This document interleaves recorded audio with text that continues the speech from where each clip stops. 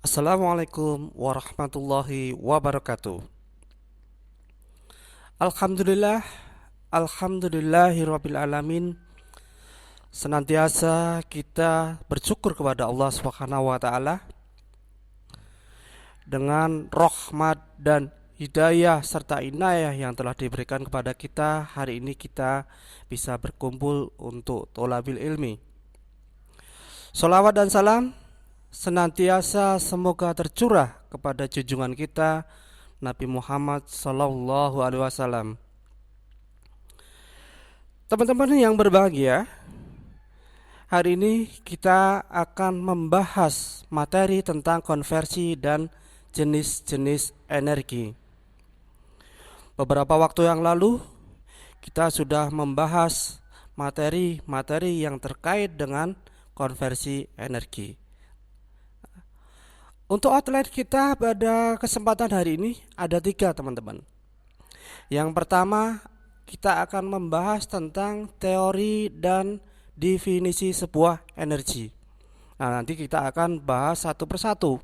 Kita detailkan apakah itu teori dan definisi dari sebuah energi. Kemudian yang kedua, kita juga akan membahas tentang raw energy. Raw energy. Ini merupakan pembahasan tentang material-material dari sebuah energi yang akan dihasilkan. Kemudian bahasan kita yang terakhir adalah tentang bahan bakar. Bahan bakar. Nanti banyak sekali yang akan kita pelajari tentang bahan bakar tersebut. Oke, teman-teman semua. Yang pertama kita akan bahas tentang teori dan definisi sebuah energi. Mungkin teman-teman semua sudah ada sebagian yang paham apa itu teori dan definisinya dari sebuah energi itu apa. Namun kita akan perjelaskan sedikit di sini. Yang pertama, energi itu didefinisikan sebagai kemampuan dalam melakukan suatu pekerjaan. Kalau dalam ilmu fisika, kemampuan dalam melakukan suatu usaha. Nah, itu adalah definisi dari sebuah energi. Oke. Kemudian kita ketahui bersama energi yang digunakan itu adalah sebagai penggeraknya. Sebagai penggerak atau sebagai tenaga. Untuk apa? Yaitu menggerakkan sebuah benda atau memindahkan benda kerja. Nah, ini yang dimaksud dengan definisi dari sebuah energi. Oke, teman-teman semua. Energi itu tidak dapat diciptakan dan tidak dapat pula dimusnahkan. Ini yang namanya hukum kekekalan sebuah energi. Jadi energi tidak dapat diciptakan dan tidak dapat dimusnahkan juga. Nah, inilah teman-teman yang harus kita pelajari bersama. Kemudian yang kedua, energi itu hanya dapat dirubah. Hanya dapat dirubah. Yang dirubah apanya? Dalam bentuk-bentuk energi yang lain yang disesuaikan dengan kebutuhan pengguna energi tersebut. Jadi kalau kita mau merubah sebuah energi, misalkan energi panas panas matahari menjadi energi listrik. Nah, kita tidak bisa merubah menciptakan sebuah energi panas langsung menjadi listrik, tidak bisa. Hanya bisa merubahnya dari energi panas menjadi energi listrik yang bisa kita gunakan sebagai penggerak untuk peralatan-peralatan di bagian elektrik. Oke, teman-teman, itu adalah beberapa hal tentang definisi dari sebuah energi. Kemudian kita akan membahas tentang jenis-jenis dari sebuah energi. Nah, ternyata cukup banyak, teman-teman. Jenis-jenis energi. Yang pertama adalah energi kinetik. Energi kinetik. Kinetik itu bisa dikatakan sebagai energi gerak, mekanik. Nah, itu adalah kinetik. Kemudian yang kedua, energi panas. Nah, energi panas. Kita ketahui bersama energi panas itu ada kaitannya dengan energi termis, ya, termis.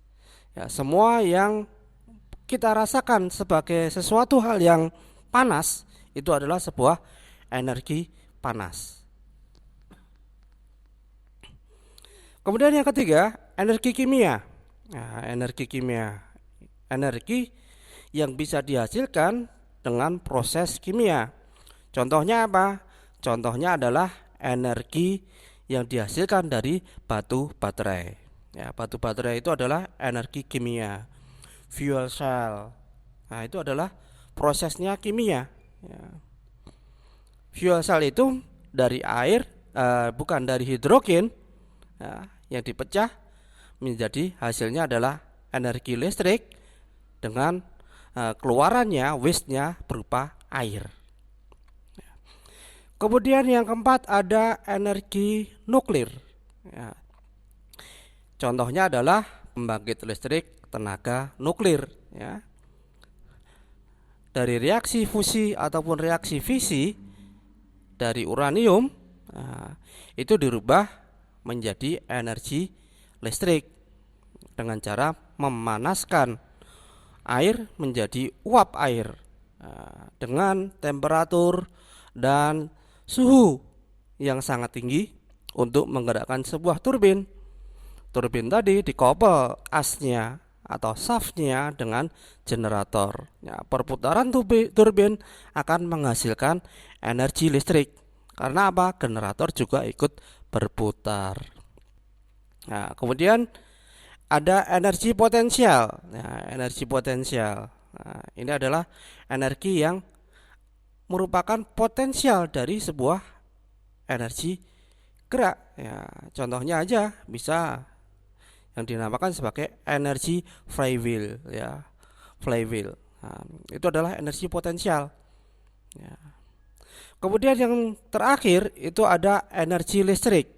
Nah, kita ketahui bersama energi listrik itu adalah energi yang paling mudah untuk bisa dikonversi ke dalam energi yang lain. Nanti kita akan bahas, ya, kenapa energi listrik mudah untuk bisa dikonversi ke energi yang lain. Yang penting dari teman-teman semua, dari keenam jenis energi ini teman-teman sudah paham tentang contoh-contohnya, bagaimana bentuk-bentuknya. Oke, kita akan lanjutkan teman-teman, ya. Kita lanjutkan dengan raw energy. Ya, raw energy ini adalah materialnya dari sebuah energi, ya. Didefinisikan sebagai bahan atau sumber-sumber yang mempunyai potensi untuk dapat digunakan menghasilkan energi. Inilah yang dinamakan sebagai raw energy.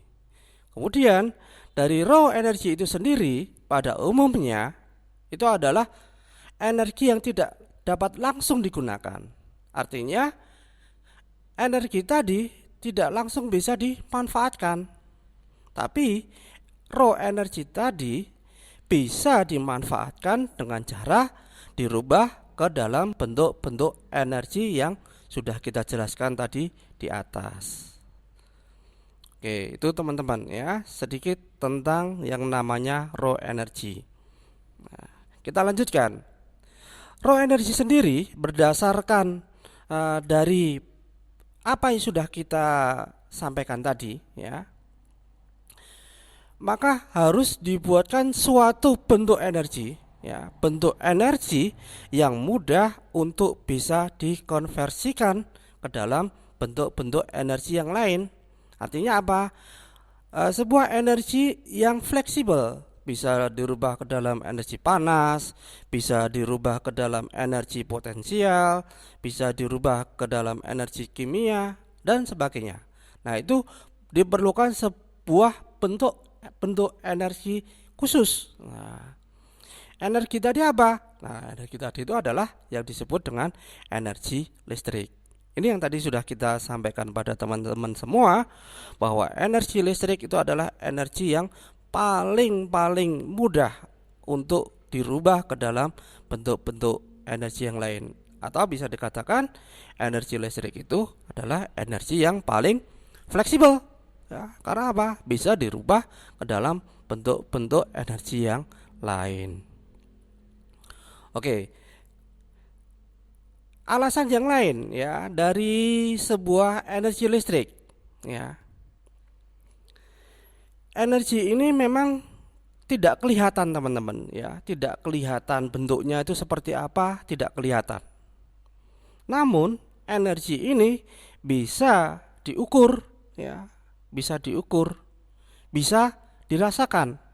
Nah, contohnya kalau kita kena setrum listrik. Nah, itu kita merasakan, oh ada arus yang mengalir. Nah, itulah yang dinamakan sebagai bentuk energi yang tidak kelihatan tapi bisa dirasakan, bisa diukur ya. Oke, kita lanjutkan teman-teman. Kalau kita lihat dalam sistem pembangkit tenaga listrik ya, ini sistem pembangkit tenaga listrik. Nah, kita bisa lihat di sini yang pertama ada di bagian raw energinya.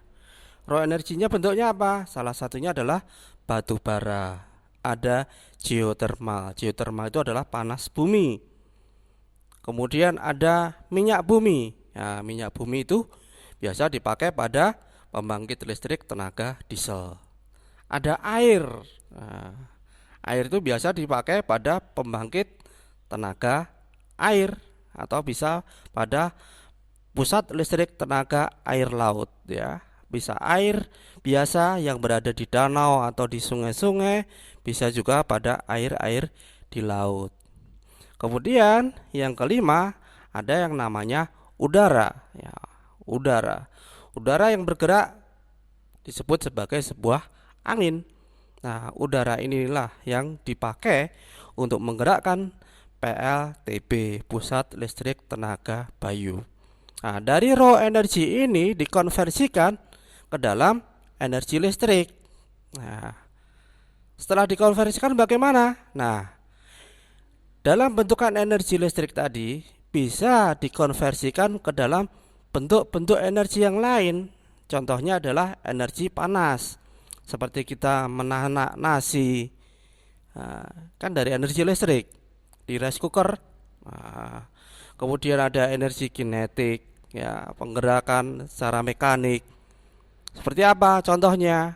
Ya, mobil listrik, motor listrik, kemudian lengan robot ya. Itu adalah energi-energi dari kinetik. Kemudian kalau energi cahaya, nah ini bisa dipakai untuk penerangan. Energi suara bisa digunakan sebagai sound system. Dan banyak lagi energi yang bisa dihasilkan dari energi listrik. Oke teman-teman ya, kita lanjutkan. Nah, ini adalah proses konversi ya, raw energi ke dalam energi listrik. Ini sebenarnya sudah kita jelaskan tadi ya. Hanya saja di sini ada tambahannya ya. Ada tambahannya adalah biomas ya. Biomas tadi belum kita masukkan. Ternyata biomas juga bisa dipakai untuk menghasilkan energi listrik dengan cara dirubah ke dalam energi kinetik ya. Energi kinetik tadi dirubah dalam energi listrik. Jadi pada dasarnya dari raw energi ini ya, pertama kali dikonversikan ke dalam energi kinetik. Setelah menjadi energi kinetik, baru bisa dirubah ke dalam energi listrik. Nah, ini adalah proses ya. Proses yang kebanyakan dilakukan oleh pusat listrik ya, tenaga air, tenaga batu bara, tenaga diesel, tenaga bayu, angin ya, tenaga ombak, biomas atau geothermal. Nah, semua kebanyakan dirubah dalam bentuk energi kinetik dulu. Nah, setelah jadi energi kinetik baru bisa dirubah menggunakan generator untuk menghasilkan energi listrik.